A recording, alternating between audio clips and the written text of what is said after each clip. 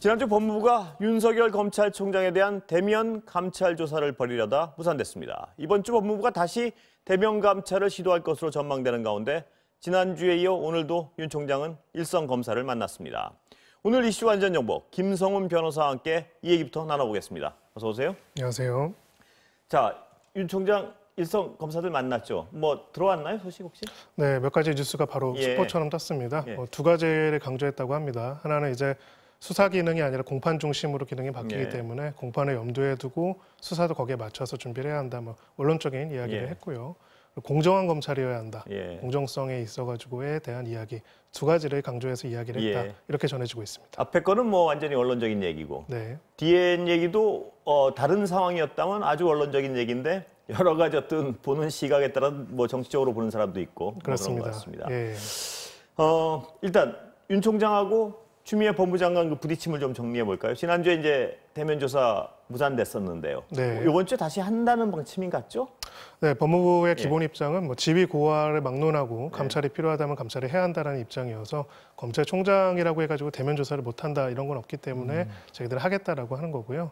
다만 이제 그렇다면 그 전에 신뢰가 있는가, 소위 말해서 검찰총장에 대한 대면 조사 검찰이 있었는가를 보면은 없습니다. 감찰 자체가 이번에 처음이기 때문에 이런 부분에 있어가지고 나름 내부적인 고민이 있을 것으로 보입니다. 일단 대검 측에서는 가장 이제 반발하는 점은 그럼 감찰 조사를 대면을 할 수도 있지만은 기본적으로는 서면으로 먼저 확인 사항을 보고 그것이 확인이 안 되면 대면을 하는 것은 모르겠는데 지금 감찰의 사항이 뭔지도 제대로 전달받지 못한 상황에서 어떻게 보면 약간 포토라인에 세우듯이 감찰한다는 것 자체가 좀 그렇지 않느냐 이런 반발을 하고 있는 그런 상황입니다. 이게 대검 측 주장이고요. 법무부는 어떻습니까? 법무부는 말 그대로 이제 감찰을 하는 데 있어가지고 검사징계법상 감찰의 대상에는 검찰총장도 포함이 되고 총장만 소위 말해서 애우를 해달라는 것 자체가 소위 말해서 그건 또 다른의 어떤 특혜를 요구하는 거 아니냐 이런 식으로 이야기를 하고 있는 거고요.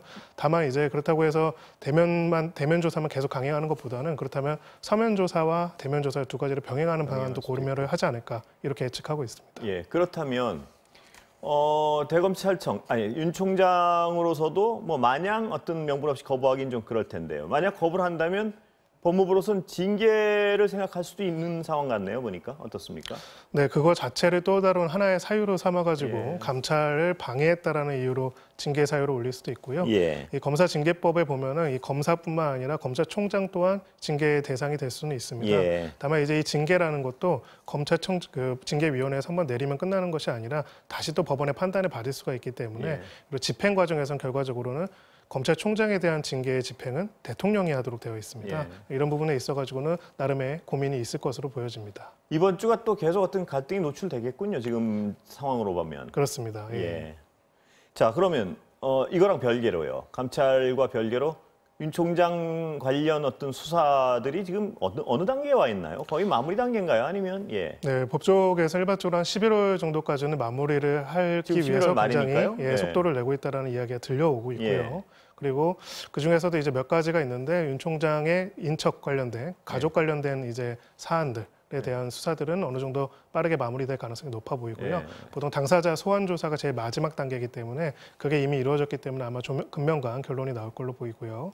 또 하나가 이제 옵티머스 사건 관련돼서 무혐의를 서울중앙지검장 시절에 했다라는 거 관련해 가지고 중앙지검장 당시에 그 출입한 변호사들의 명단을 확인하고 있다. 이런 소식도 오늘 별도의 뉴스로 전달되었습니다. 확인하고 있답니까? 아니면 일부 소식에 의하면 뭐 확인됐다는 얘기도 있는 건데 그건 아닌가 보죠? 네, 정확하게 이제 그 감찰부 쪽에서는 정확하게 밝히고 있지는 않고요. 일부 언론에서 보도가 된 건데 거기서 이제 뭐 어떤 게 나왔고 이런 것보다는 일단은 그 내용을 확인하고 있다는 정도만 전달됐다라고 보여집니다. 그러니까 일부 언론은 옵티머스 관련 변호사가 거길 찾은 기록이 나왔다 이렇게 보도한 것도 있는 것 같은데 그건 아닌가요? 네, 일단은 제가 확인한 뉴스에서는 그렇지는 않았고요. 그건 아니고요. 일단은 그 사람이 왔는지를 확인하기 위해서는 이제 출입 명부 전체를 다 확인을 해야 하는데 출입 관리대장을 확인하고 있다까지가 일단 보도 내용이었고 여기에 대해서 소위 말해서 지금 법무부의 감찰부에서는 그 내용을 확인해 줄 수 없다 이런 식으로 입장을 밝힌 그리고 상황입니다. 관련 변호사는 그런 사실 전혀 확인을 없다. 하더라도 확인해봐야 별거 나올 거 자신이 이제 그것 관련해 가지고 왔다 갔다 한 적이 없기 때문에 전혀 없을 것이다라고 항변하고 있는 그런 상황입니다. 아까 말씀하신 인척 학비리 관련 수사 결과에 따라서는 굉장히 어떤 한쪽엔 타격이 될 만한 사안인데요. 그건 곧 수사 결과 나온다고 봐야겠군요, 그러니까. 네, 당사자들에 대한 소환 조사가 마무리됐다면은 예. 아마 결론도 그와 외지 않는 시점에 나오는 게 일반적입니다. 예, 그게 만약 어떤 구체적인 어떤 혐의들이 드러나면은 윤 총장에 대한 압박은 더욱 거세질 수밖에 없을 것 같은데요. 네, 어떻습니까? 이미 뭐 최대치 압박이 있는 예. 상황인데 아마 더 예. 거세질 것으로 보여집니다. 예, 그 혐의가 확인된다면 어떤 약간 상황이 또 달라질 수 있는 것 같고요. 네. 그 다음에 다른 얘기를 좀 넘어가겠습니다. 삼성전자 이재용 부회장이요. 오늘 그 파기환송심 재판이 열리죠? 어떻게 네. 진행됩니까? 예, 앞으로 예. 네, 지난 이제 기일에서는 그 전문 심리위원들을 위촉을 했습니다. 예. 이 준법감시위원회를 설치를 해가지고 소위 말해서 이거에 따라 가지고 양형에 반영할 수도 있다. 준법감시 앞으로 이런 일들이 벌어지지 않도록 얼마나 하는지를 보겠다라는 거를 이야기를 지난 재판부가 했고요. 예. 이제 특검 측에서 강하게 반발을 하면서 기피 신청까지 있다가 다시 돌아온 재판입니다. 예. 그렇다면은 이 준법감시가 제대로 작동할 수 있는지 여부를 한번 판단해 보자 해가지고 특검 측 그리고 변호인 측 그리고 재판부 측이 각각 전문 심리위원을 지정을 했습니다. 예. 세 분이 지정이 됐고 그 다음에 있어서 이어진 두 번째 재판인데요. 그렇기 때문에 아마 이번 이 두 번째 재판에서 이 결론이 바로 다 나왔을 가능성보다는 앞으로 그러면 전문 심리위원들이 무엇을 기준으로 어떻게 어떤 절차로 이런 것들을 볼 것인지에 대한 내용들을 확인하고 그 부분에 대해서 소송 당사자들끼리 나누는 그래서 결론을 내리는 그런 과정을 진행될 것으로 보여집니다. 아, 전문 심의위원들이 방금 잠깐 언급하셨지만 이제 네. 뭘 하게 되는 어떤 걸 하게 되는 건가요? 가장 대표적으로는 예. 이제 지금 강일원 전 헌법재판관님께서도 이제 거의 위촉이 되셨고요. 그랬는데요.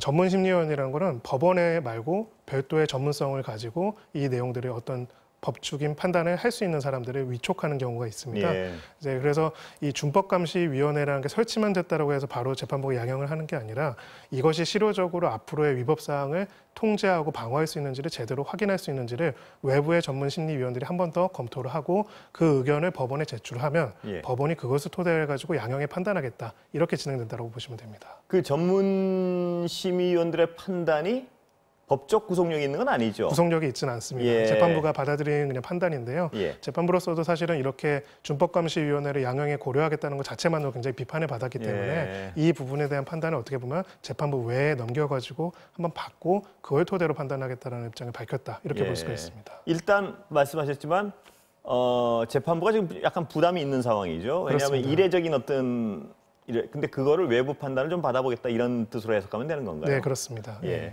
재판 앞으로 절차는 얼마나 진행될까요? 바로 이 전문 심리위원들이 의견을 개진하는데 얼마나 시간이 걸릴지에 따라서 다를 겁니다. 예. 다만 아마 삼성 측에서는 최대한 이 재판을 빨리 끝내려고 할 것이고요. 예. 왜냐하면 혹여라도 이제 지난 그 대법원 판결 이전에 항소심처럼 집행유예가 나온다면은 이 기간이 이 확정된 날로부터 또 기간을 보게 되는데 예. 두 번째로 지금 기소된 사건이 있지 않습니까? 분식회계 관련돼 가지고 기소된 사건이 있기 때문에 그 부분과 관련돼 가지고 문제가 생기기 전에 이 재판이 최대한 빨리 끝내고 그 사건은 또 오래 진행되는 게 사실은 유리할 수가 있습니다. 그래서 그건 왜 그렇죠? 또?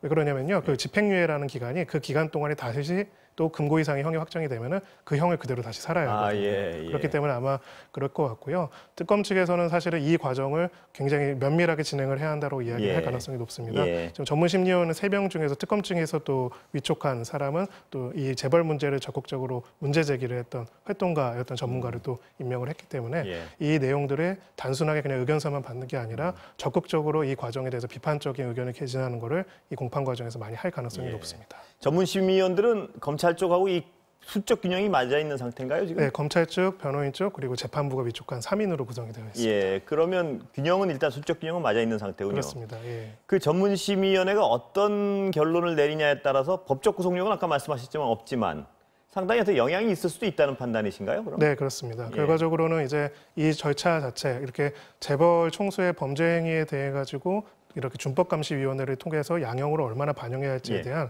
확립된 선례나 방법론이 아직은 확실히 없는 상태이기 때문에 아마 이 부분에 있어서는 심리위원들도 굉장히 조심스럽게 내용들을 말할 가능성이 높고요. 그 내용을 판례에 적용하고 반영하는 과정에서도 또한 상당히 의미 있게 받아들여질 가능성이 있습니다. 예. 근데 특검 측에서 다른 뇌물 공여랑 어떤 양형 기준을 비교하자. 이건 어떤 의미인가요? 그러니까. 네, 한마디로 말하자면은 이 뇌물 액수가 지금 200억이 넘지 않습니까? 200억 넘는 뇌물을 공유하고 실형이 선고되지 않은 사례가 과연 있느냐라는 항변이라고 볼 수가 있습니다. 그래서 그런 면에서는 이거를 다시 소위 말해서 집행유예를 주기 위한 볼모로서 어떤 방법으로서 이렇게 한다는 것 자체가 적절하지 않다라는 이야기를 은연중에 하고 있는 것이죠. 아, 그러니까 다른 뇌물 공여의 액수나 그 형량을 한번 봐라. 이게 도대체 집행유예가 가능한 사안이라고 생각하느냐. 재판부에 대한 약간의 어떤 공격적인 표현이라고 할 수 있습니다. 왜냐하면은 워낙 이게 물론 삼성과 이재용 부회장이랑 굉장히 중요한 당사자들이긴 하지만은 일반적인 법 앞에 평등이라는 구조에서 봤을 때는 과연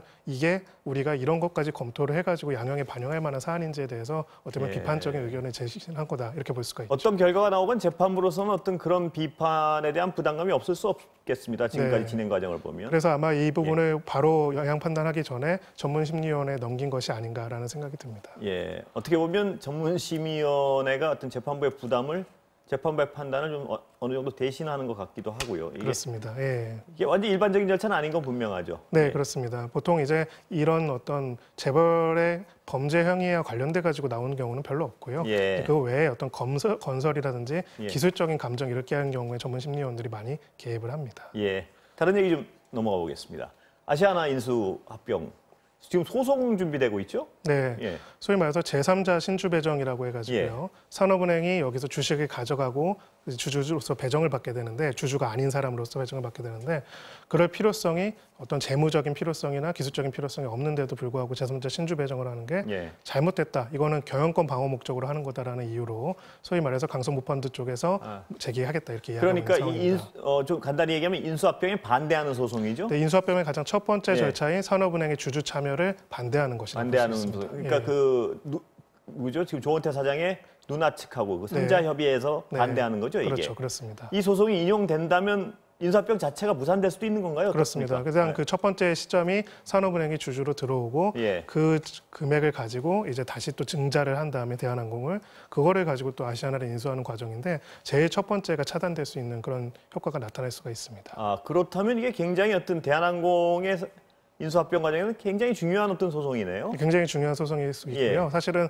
이 소송이 넘어선다면은 그 다음 절차로서는 사실 오히려 그 사모펀드 쪽에서 할 수 있는 게 별로 없기 때문에 사실상 별로 없기 때문에 가장 중요한 이제 분수령이 될 것으로 보여집니다. 그렇다면 이 소송은 얼마나 걸리나요? 이게 결론이? 생각보다는 이제 보통 이제 이런 소송도 굉장히 중요한 소송이기 때문에 본안 결론까지는 굉장히 시간이 걸리는 편이긴 한데요. 일단은 이 사건 같은 경우에는 이 사안 같은 경우에는 굉장히 또 이 진행하려는 쪽의 입장에서는 빠르게 결론을 내려야 한다는 입장을 밝히고 있는 상황이기 때문에 일반적인 소송의 볼륨보다는 조금 빠르게 결론이 나올 가능성도 있습니다. 그러니까 일반적인 소송 같은 경우는 어느 정도 뭐 평균이란 게 있을 수 없겠지만 제3자 신주 배정 무효에 관련된 소송들은 1년 이상 걸리는 경우도 많이 있습니다. 1심만 더 오래 걸릴 수도 있고요. 왜냐하면 이게 굉장히 규모들이 큰 금액들에 관련된 문제이기 때문에 그리고 이 판결에 따라서 이게 만약 무효가 된다라면은 그 이후에 나머지 절차들도 굉장히 불안정성을 초래하기 때문에 굉장히 심리가 이제 심도 있게 이루어진 경우가 많이 있습니다. 근데 보통 일반적인 경우에는 1년 이상 걸릴 수도 있는데 이게 지금 그렇게 걸릴 것 같지는 않죠, 지금? 네, 그렇습니다. 일단은 거기에 관련된 가처분도 이제 원고 쪽에서는 같이 할 가능성이 높습니다. 일단은 그 절차 자체를 못하도록 하는 것들을 할 가능성이 높은데 그거부터 이제 그거는 결론이 빨리 나오거든요. 가처분부터 보면은 법원의 어떤 태도를 가지고 있는지, 양 당사자들이 얼마나 설득력 있게 이야기를 하는지를 볼 수 있을 것입니다. 재판 결과에 대한 전망은 지금으로서 어렵겠죠? 그건?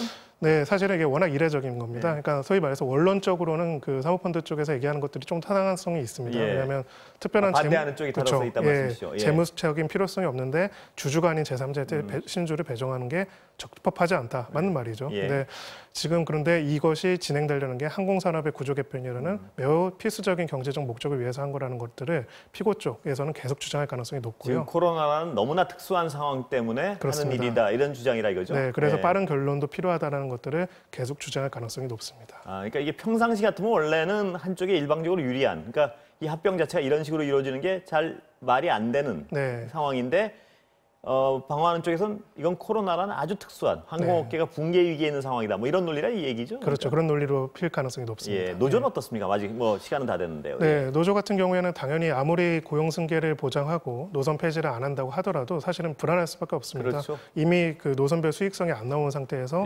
시간대만 다르게 해서 노선을 그대로 유지하겠다는 거는 결과적으로는 이 적자가 계속될 수밖에 없다는 건데요. 그렇다면 지금 당장은 아니더라도 중장기적으로라도 구조조정이 있을 수밖에 없다라는 불안감 부담감을 당연히 그렇죠. 느낄 것입니다. 예. 예, 그래서 일단 합병 자체에 대해서 부정적인 입장을 밝힐 가능성이 높습니다. 그런데 노조가 소송을 통해서 어떤 고용을 보장받을 수 있는 방법이 있나요?